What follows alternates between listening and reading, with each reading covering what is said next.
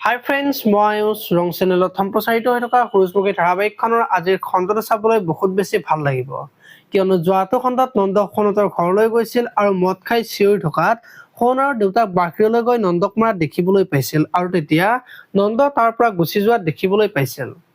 আজিৰ খণ্ডটোত সোণ নন্দৰ ওপৰত এজাহাৰ দিবলৈ যাবলৈ ওলাব আৰু তেতিয়া শেৱালিয়ে বহুত বেছি চিন্তাত পৰিব আৰু সোণক এজাহাৰ দিব নালাগে বুলি ক'ব আৰু তেতিয়া সোণে সেই মানুহজনে ইমান কৰাৰ পিছতো তেওঁৰ পক্ষত আছে যে বুলি ক'ব আৰু তেতিয়া শেৱালিৰ যে এবাৰ বিয়া হৈছিল আৰু সেই মানুহজনক যে মাহীয়েক আৰু শেৱালিয়ে হত্যা কৰিছিল সেই সকলোবোৰ কথা সোণক ক'ব।